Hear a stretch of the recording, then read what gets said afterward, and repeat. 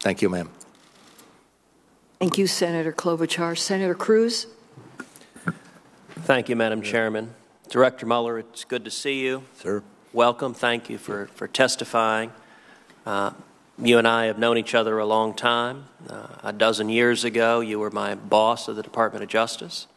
Although, let me say, any mistakes I may make, you will be fully held harmless. You were clean, not to worry.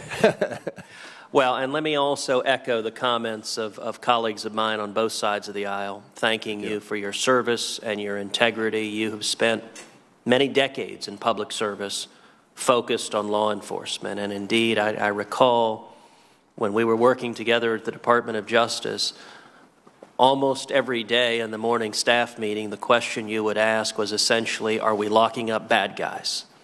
And I appreciate that focus to protecting the innocent and to going after bad guys. And thank you for a lifetime of service. Thank you, sir.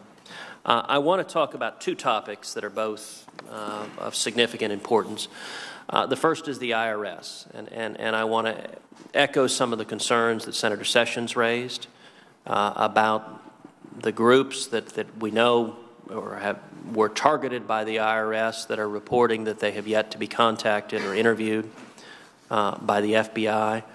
As you know well, in any investigation that is in a highly politicized climate that involves potentially corruption and political interference from the White House, the investigation is a perilous endeavor and an endeavor of significant importance to the populace. And so I want to ask, what level of priority would you characterize the IRS investigation at the FBI? I would say it's a high priority investigation in that it needs to be handled with care, but it also needs to be pushed aggressively because it's a very important case. As I think you're aware, we've worked together. I will pull no punches in terms of where that investigation would lead. And we would go down any path that would lead to evidence on individuals, organizations, or otherwise, and we're in the process of doing that. We have substantial, I think, numbers in terms of those who are working day in and day out on the investigation, both internally in the FBI, but also with support from the Department of Justice where we need legal process. Again, I'll have to get back to you in terms, and as I said to Senator Sessions, in terms of the pace and progress of the interviews. But I am aware of some of the ongoings in the investigation, and I do believe that we have moved it expeditiously during the period of time we've had it open, which is probably about a month now.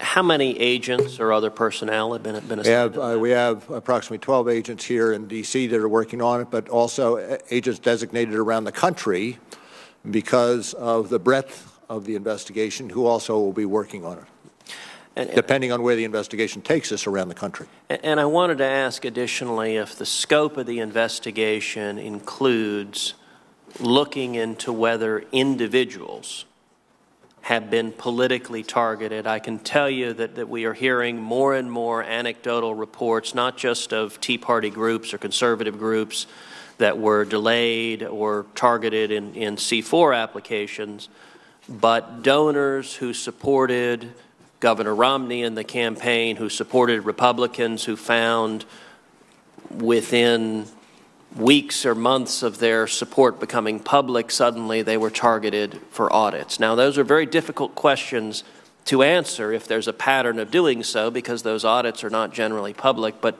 do you know if the scope has included whether there was targeting of individuals for political activity by the IRS? Well, I think you can understand that because it is an ongoing investigation, I'm leery about delving into much more about what is happening in the course of the investigation. All I can do is I assure you, and you know me, we'll push it wherever it goes.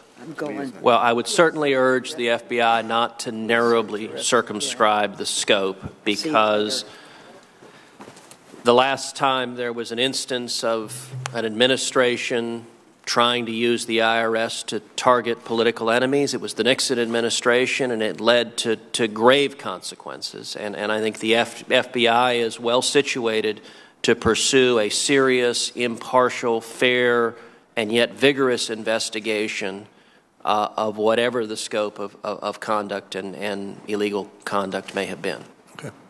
I want to talk about a second topic briefly, which is that I am concerned that this administration's priorities in the war on terror have been misallocated. That on the one hand, the administration has been less than vigorous in protecting the civil liberties and constitutional rights of law-abiding citizens. And yet, on the other hand, the administration has been less than effective in investigating and going after real-life terrorists.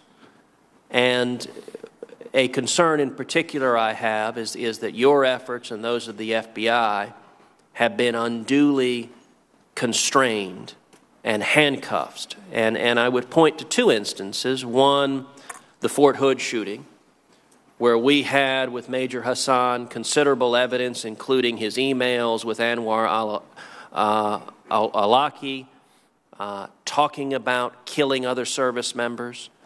The FBI was aware of that, and yet we failed to stop that terrorist attack. Likewise, with the Boston bombing, we had considerable evidence with the Zarnaf brothers of their affiliation with radical Islamic views, their advocacy of those views. We had reports from Russia, and yet we failed to stop that attack. In your views, why is it that law enforcement was not able to connect the dots with Fort Hood and with Boston and prevent those attacks beforehand? And what policies have changed under the Obama administration concerning the investigation of radical Islamic terrorism? Well, in neither case, whether it be Fort Hood or in the Boston case, would I say that there were policies that inhibited us from doing our job. I will tell you, in the Fort Hood case, prior to the time of Fort Hood, al-Awlaki was seen as a proselytizer, a radical imam, but was not known to have engaged in operational activities. Consequently, when we looked at emails, we did not look at them through the operational prism. Had we done so, perhaps other steps would have been taken.